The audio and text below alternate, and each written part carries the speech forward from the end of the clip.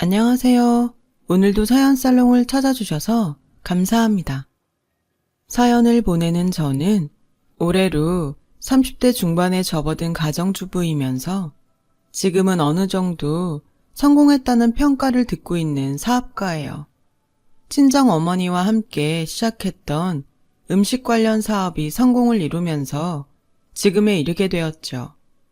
제가 성공을 이루기 직전, 그러니까 20대 후반에 갓 결혼한 새댁이던 시절 이야기랍니다. 남다른 음식 솜씨를 가진 친정 엄마의 영향을 받아서일까요? 대학교에서 식품영양학과를 전공하게 되었어요. 졸업하던 겨울부터 곧장 어느 요식업 회사에 사무직으로 근무하게 되었고요.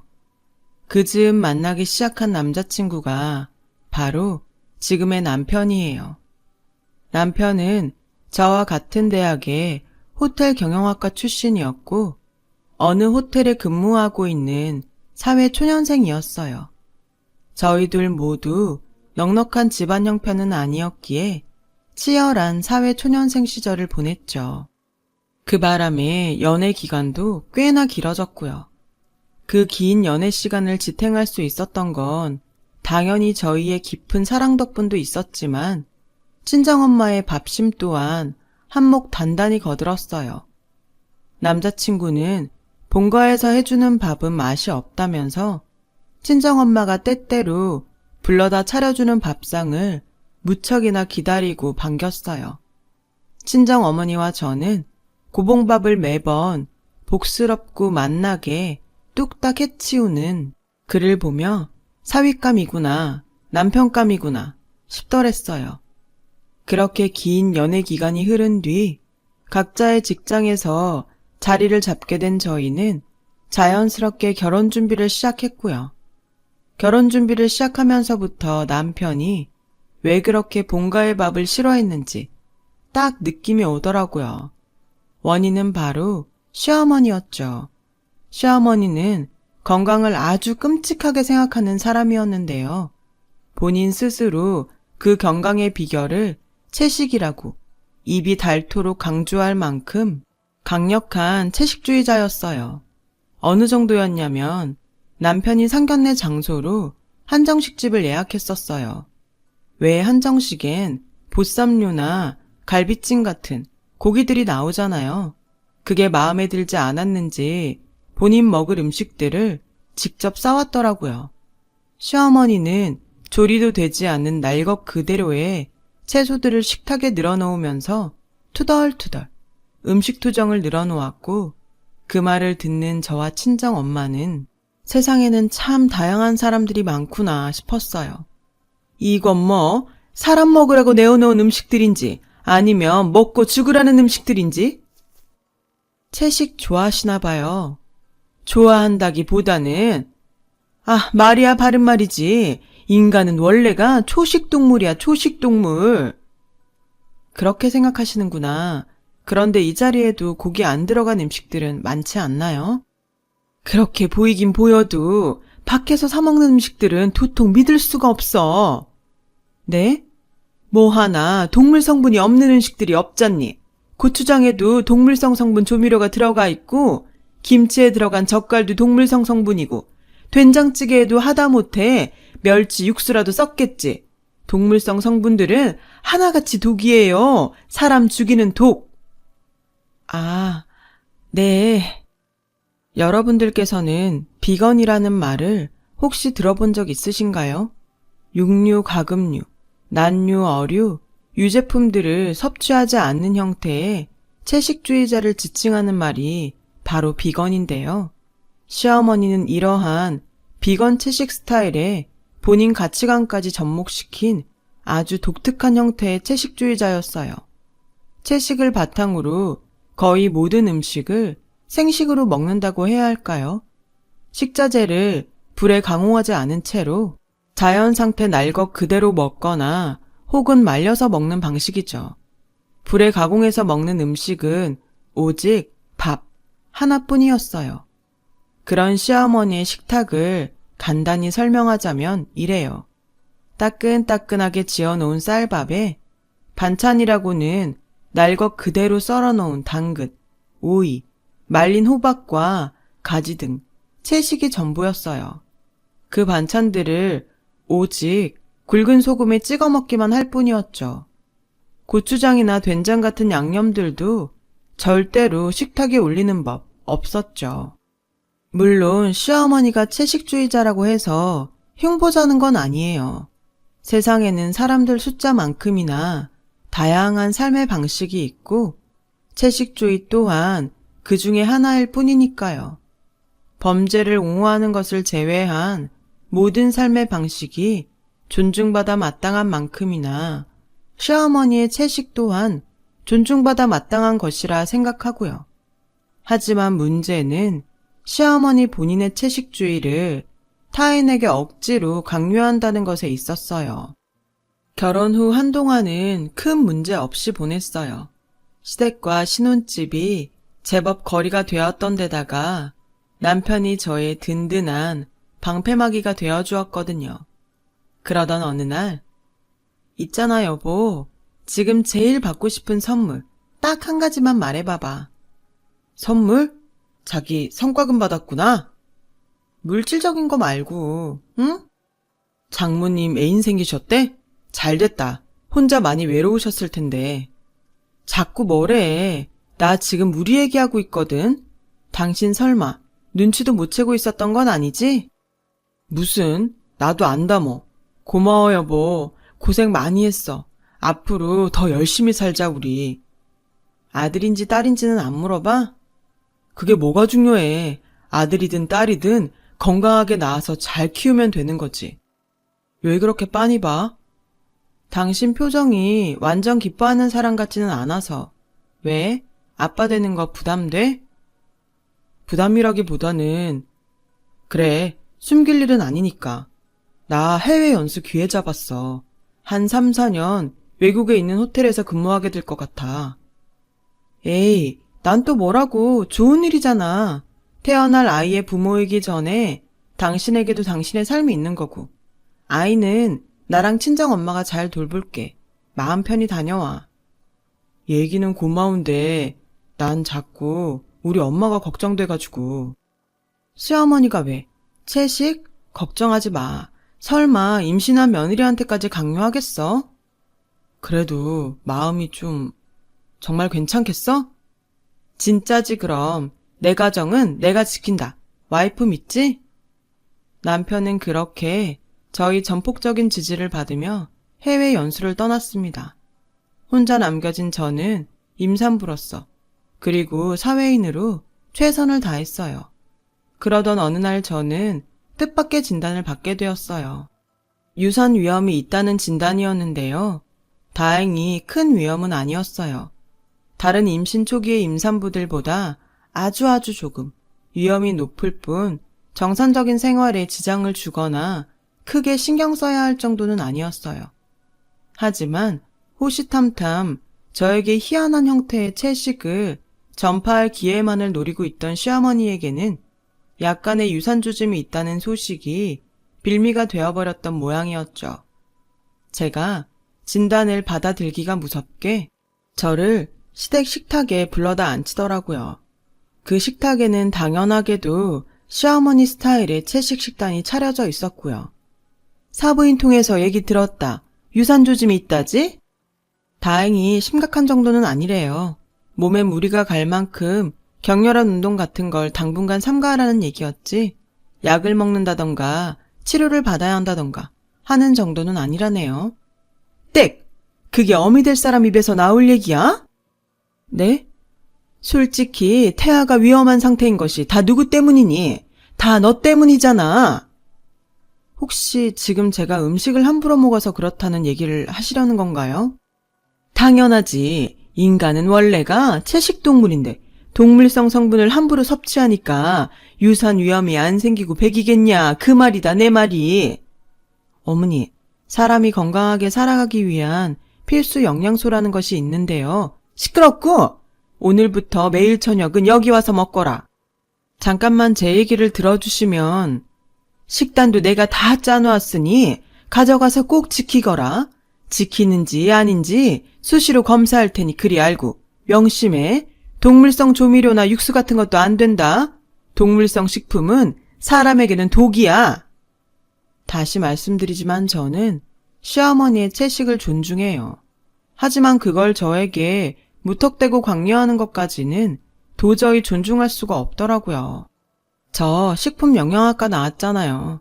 시어머니의 식단에는 필수 영양소가 굉장히 많이 결핍되었다는 걸 모를 리가 없잖아요. 아니, 여러분이 보셨어도 문제 심각한 식단이다 싶을걸요. 심지어 저는 임산부잖아요. 보통 사람들보다 훨씬 잘 챙겨 먹어야 하는 임산부요. 그런 임산부에게 정상적인 채식도 아니고 거의 생식 수준의 기이한 채식을 강요한다니요. 그러거나 말거나 시어머니는 본인의 채식 스타일을 자꾸만 저에게 강요했어요.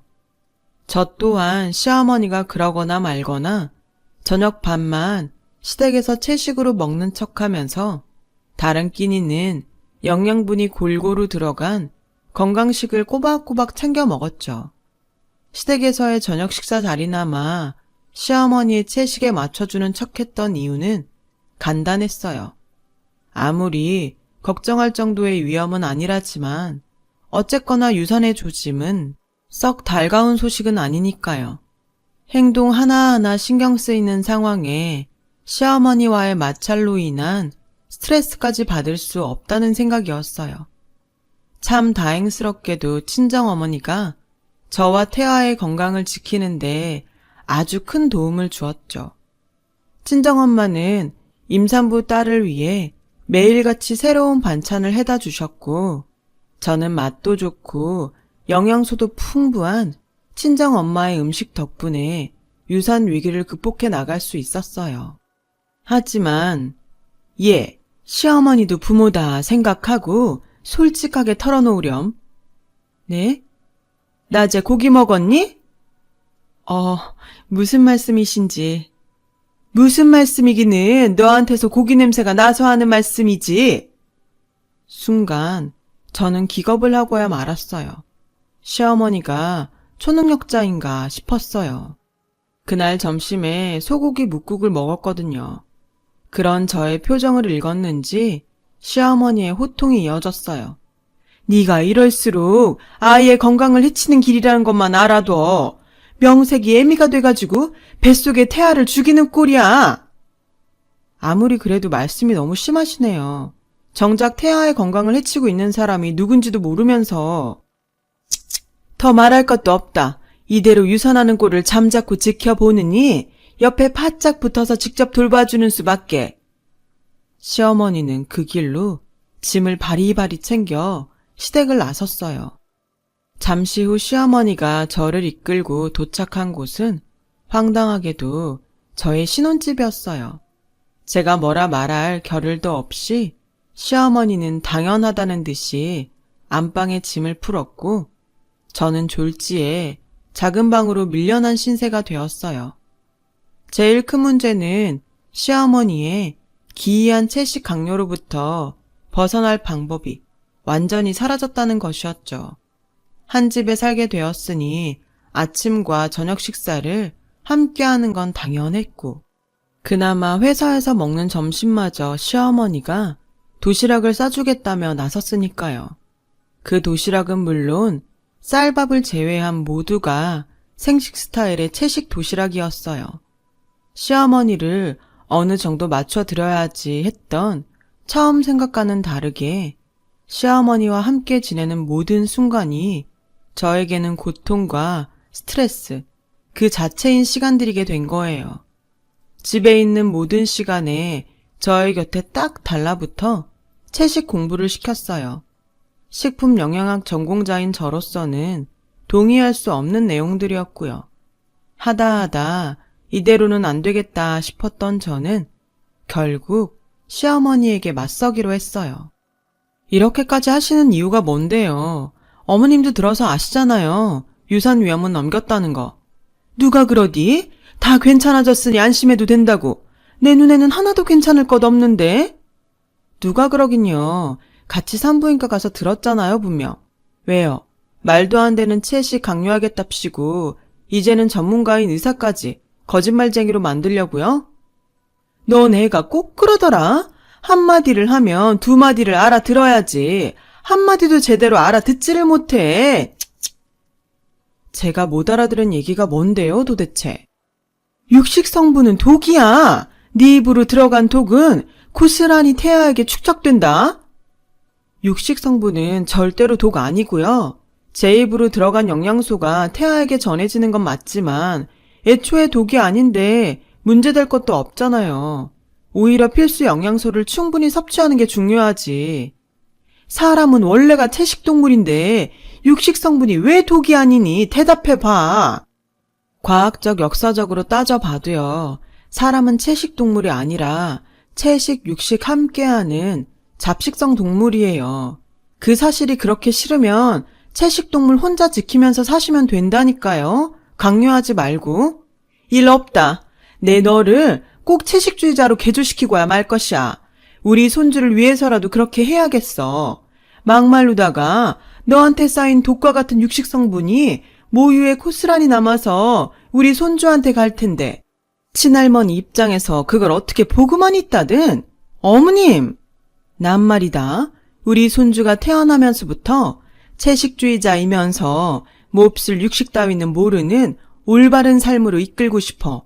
그게 내 솔직한 진심이다. 나 원참. 그쯤에서 저는 할 말을 잃고야 말았어요. 아니 제가 술, 담배라도 하고 다니면 또 몰라요. 기껏해야 과학적으로 밝혀진 진실에 따라 필수 영양소를 골고루 섭취하며 태아와 저의 건강을 돌보겠다는 거잖아요. 아이가 태어난 다음에도 그래요. 어린아이가 건강하게 성장하기 위해서는 필수 영양소의 섭취가 얼마나 중요한데요. 그래서 요즘 절에서조차 꼬꼬마 동자 스님에게는 일부러라도 고기를 먹인다고 하는 거고요. 그런데 시어머니이면서 친할머니 될 사람은 입만 열었다 하면 채식 만세, 인간은 채식동물, 육식 성분은 독, 이러고 앉았으니 거기다 대구선 제가 무슨 말을 더 하겠냐고요. 속위의 경읽기도 정도가 있는 거고 떠들어봤자 제 입만 아플 뿐이죠. 그렇게 한동안 다툼의 날들이 이어졌어요. 제가 시어머니께 시댁에 돌아가라고 넌지시 얘기를 꺼내보았자 역시나 씨알도 먹히지 않았죠. 그러는 사이 저의 식단은 온통 기이한 채식투성이었고요. 꽤 긴 시간 제대로 먹지 못한 데다가 극심한 스트레스까지 겪어버린 저는 결국 회사에서 근무하던 중에 쓰러지고야 말았어요. 쓰러진 원인은 당연히 영양실조와 극심한 스트레스, 무엇보다 충격이었던 사실은 저의 영양실조로 인해 태아가 전보다 훨씬 큰 유산 위기에 놓여버렸다는 것이었어요. 산부인과 의사로부터 진단을 듣는 내내 저의 뇌리에는 섬뜩한 생각이 스쳐가더군요. 이대로 시어머니가 곁에 있으면 나와 태아에게 똑같은 위협이 언제든 다시 닥쳐올 수 있겠구나. 아니, 분명히 닥쳐올 것이다. 무사히 출산을 마친다 하더라도 시어머니가 나도 모자라 아이에게까지 기이한 채식을 강요할 테니 아이의 건강에도 위협이 되겠지. 그래서 저는 시어머니를 저와 태아의 곁에서 떼어놓기로 결심했어요. 그런데 저와 친정엄마가 그 결심을 되새기며 집으로 돌아오던 순간 저희 모녀야 앞에는 충격적인 광경이 펼쳐졌어요. 친정엄마가 임신한 딸을 위해 냉장고에 가득 채워놓은 음식들을 시어머니가 동네 떠돌이 개밥으로 주고 있더군요. 그냥 음식도 아니고 친정엄마가 밤을 새워가며 만들어다 주신 정성 그 자체인 음식들을요. 저는 결국 격분하고야 말았어요. 지금 무슨 짓을 하는 건지 알고는 있으세요? 이깟 독쓰레기들 개밥으로 버리고 있잖니. 왜? 그게 문제라도 된다든? 그 음식들이 어떤 음식들인지는 관심도 없죠? 넌 배운 만큼 배웠다는 애가 말이 참. 입은 틀어졌어도 말은 똑바로 하렴. 이게 어딜 봐서 음식이니? 아, 진짜. 그래요, 채식주의자? 좋죠. 그게 뭐 나쁜가? 사람에게는 각자의 가치관이라는 게 있는 법이니까 존중합니다. 그래? 아이고야, 이제야 네가 좀 올바른 생각을. 근데 이건 아니죠. 동물성 성분이 독이라는 말도, 시어머니 본인이 주장하는 이상한 채식 식단이 건강식이라는 말도 절대 동의 못해요. 자신의 가치관을 타인에게 이런 식으로 강요하는 것도 더 이상은 존중할 수가 없겠습니다. 동의할 것도 없고 존중할 것도 없어. 어른이 하는 말이니까 넌 그냥 나 죽었소 하면서 시키면 시키는 대로 따라해. 저 지금 응급실 다녀오는 길이에요. 근무하다가 쓰러져서. 혹시 고기 먹었니? 뒤에서 그러고 다닐 줄 진작에 알아봤다. 제대로 못 먹어서 쓰러진 거예요. 영양실조. 그놈의 이상한 채식 강요 때문에 받은 스트레스가 원인이기도 하고요. 저와 태아에게 독은 동물성 식품이 아니라 어머님 그 자체였다고요. 너 지금 친정엄마 앞이라고 체면 세우니? 이게 어디 버르장머리 없이? 버르장머리 없을만 해서 없는 거고 앞으로는 안 보고 살짝정으로 이러는 거죠. 의절이라도 하겠다? 누구 맘대로? 유감이지만 해외 연수 중인 댁내 아드님과도 통화 마쳤네요. 참, 이제는 내 남편이지 당신 아드님이 아니라 꼴도 보기 싫으니까 얼른 가세요. 짐은 택배로 보냅니다. 그렇게 저는 시댁과 의절을 했습니다. 솔직히 말해서 속이 아주 시원하더라고요. 찍소리도 못하고 돌아서는 시어머니의 모습을 보며 안도했어요. 저와 태아의 건강을 위협했던 원인이 사라진 것이니까요. 그런 저와 태아를 위해 친정엄마는 무척이나 애를 쓰셨어요. 못된 시어머니 대신 신혼집에 들어와 삼시세끼 맛도 좋고 영양가도 풍부한 음식을 해주셨죠. 덕분에 저는 빠르게 건강을 회복할 수 있었고 떡두꺼비 같은 아들을 순산했어요. 세상과 바꿔도 아깝지 않을 만큼 사랑스러운 아이예요. 그 무렵 육아휴직을 낸 저는 아들을 돌보며 겸사겸사 새 사업도 구상하게 되었습니다. 친정어머니의 음식 솜씨를 활용한 식품 제조업이었어요. 역시나 친정어머니의 음식 솜씨는 참 대단한 것이더군요. 친정엄마의 레시피를 활용해 시작한 식품 제조업은 그야말로 대박이 났어요. 첫째 아이가 2돌을 맞이할 즈음에 이미 몇몇 급식소에 납품 계약을 체결했고 작은 공간에서 시작했던 사업은 순식간에 공장을 차리기까지 이르렀어요. 그렇게 저와 친정어머니는 한동안 사업 확장차 출장을 연달아 다니는 분주한 일정을 보내게 되었어요. 얼마 뒤 모든 출장을 마친 저와 친정어머니가 오랜만에 공장으로 돌아오던 날, 저희 모녀는 황당한 상황과 마주했습니다. 아니 글쎄, 공장에 새로 들어온 구내식당 직원들 중에 의절한 시어머니가 섞여 있더라고요. 시어머니도 놀라기는 마찬가지였는지 저에게 먼저 말을 걸어오더군요. 그렇게 보지 말거라. 너희는 회사인 줄은 몰랐어. 오늘이 처음 나온 참이고. 여기 회사잖아요. 제가 사장이고요. 말을 가려주시죠. 에이, 같이 보낸 정이 있는데 뭘 또 그렇게까지. 공과 사 정도는 구분해달라는 말이에요. 저희 엄마와도 회사에서는 서로 존대합니다. 아무튼 일단 일 보고 계세요. 자세한 내용은 직원들한테 들으면 되니. 말도 섞기 싫다 이거니? 못 들으셨어요? 제가 사장이라고요.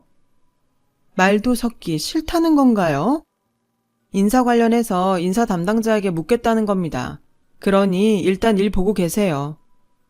저는 그 길로 인사 담당 직원에게 시어머니의 일을 물었어요.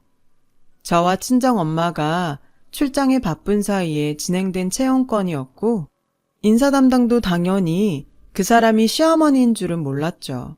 저와는 의절한 사이라는 건 더더욱 몰랐고요. 시어머니의 거취를 두고 짧은 고민을 시작했습니다. 시어머니가 극단적인 채식으로 인해 건강이 아주 심하게 상해버렸고 많지도 않던 재산이 치료비로 홀라당 싹 까먹어버린 신세가 무척이나 처절해 보였거든요.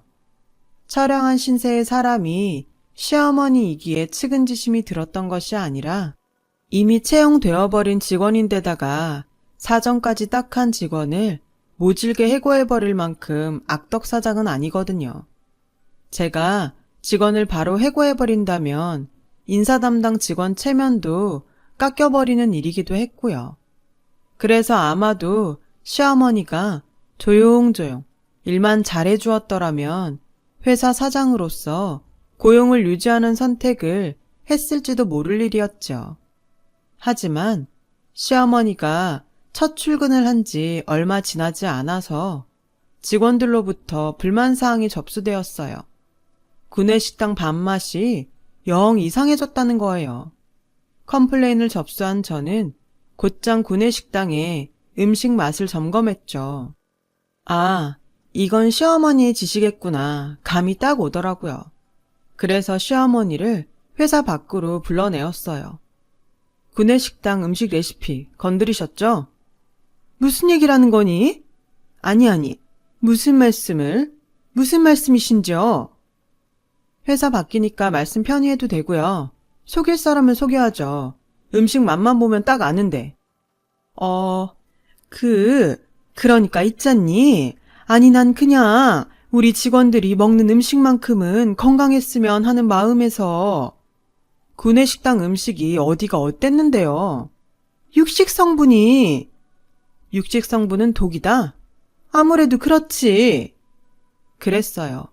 구내식당의 음식 맛이 변했다는 컴플레인의 원인은 바로 시어머니였죠. 시어머니가 구내식당 레시피에 슬쩍슬쩍 손을 댔더라고요. 고깃국에 고기를 빼놓는다거나 김치에 들어가는 젓갈을 일부러 넣지 않는다거나 육수 대신 맹물을 사용했다거나 하는 식이었어요. 그러니 음식 맛이 제대로 나지 않을 수밖에요. 더욱이 기분 나빴던 건 구내식당의 식단은 회사에서 가장 중요한 것들 중 하나라는 사실이었죠.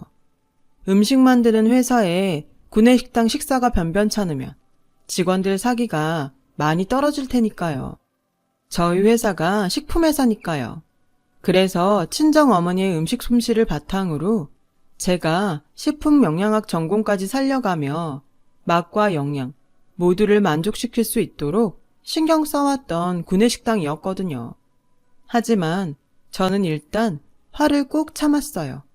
그리고는 회사의 창업주이자 사장으로서 시어머니에게 마지막 기회를 주기로 마음을 먹었어요. 좋아요. 지난 일은 없던 것으로 해드리죠. 그래 주겠니? 대신 조건이 하나 있습니다. 조건? 어디 말해보렴. 일만 계속할 수 있다면야 틀어주고 말고. 구내식당 레시피에 손대지 마세요. 채식주의를 다른 사람에게 강요하지도 마세요. 어머님의 가치관을 존중해 드릴 테니 다른 사람들의 식습관 또한 존중해 달라는 말입니다. 그럴 순 없지. 조건을 들어주실 수가 없다고요? 아무리 직원들끼리만 먹는 구내식당이라지만은 참된 현대인 입장에서 독인 것을 독이 아니라 할 수는 없다. 내 손이 닿는 이상 동물성 성분은 절대로 용납할 수 없어. 알겠습니다. 그렇다면 이 자리에서 해고 처리하는 것으로 하죠. 인사팀 직원에게 가셔서 해고 처리되었다 말씀하시고 적법한 절차 안내받으시면 되겠네요. 해고로 인해 회사가 져야 하는 책임이 있다면 하나도 빠짐없이 모두 지겠습니다. 에이, 또 그렇게 모질게 굴 것까지야. 아닌 말로다가 나 여기 아니면 갈 데가 없어요. 이 나이에 취직 자리라고는 식당 아르바이트가 전부인데 그나마도 녹록치가 않아요. 왜 녹록치가 않을까요? 뻔하죠. 그 식당들에서도 그 말도 안 되는 채식이 어쩌고저쩌고 그렇게 하다 쫓겨났을 거 아닌가요? 유감이지만 저희 회사도 마찬가지입니다. 음식 가지고 장난치는 사람을 구내식당에서 고용할 수는 없으니까. 결국 시어머니는 그 자리에서 해고 처리되었고 저희는 긴 악연의 마침표를 찍게 되었어요. 그렇게 지금 30대 중반에 접어든 저는 시어머니의 채식 강요로부터 지켜낸 첫째 아이와 그 이후에 태어난 둘째 아이를 건강하게 잘 키우고 있답니다. 저와 친정 어머니, 그리고 해외 연수에서 돌아온 남편은 아이에게 가리는 음식 없이 골고루 꼭꼭 씹어 잘 먹는 식습관도 빼먹지 않고 가르치고 있어요. 사업은 음식 납품하는 급식소를 더 늘리기 어려울 만큼 번창했고요. 시어머니는 어떻게 되었냐고요? 식당 아르바이트를 여기저기 전전하며 입에 겨우 풀칠이나 하고 다닌다는 풍문이에요. 심지어 그 식당들에서도 손님들에게 극단적 채식을 강요하다 쫓겨나기 일쑤인 신세라더군요. 신혼집에서 한 번, 회사의 레시피에 손댔다가 또 한 번, 그렇게 2번씩이나 쫓겨난 데다가 심지어 겨우 먹고 사는 신세가 되어서조차 그 버릇을 못 고쳤다니. 참, 이래서 사람 쉽게 안 변한다고 하는 모양입니다.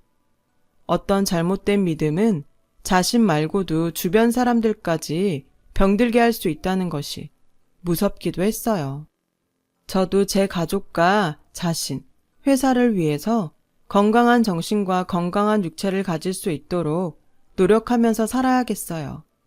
저희 사연은 여기까지입니다. 들어주셔서 감사해요. 맛있고 건강한 하루 되세요. 여러분, 사연 댓글에 응원과 현명한 조언 부탁드려요. 좋아요와 구독은 저에게 큰 힘이 됩니다. 오늘도 좋은 일 가득하세요.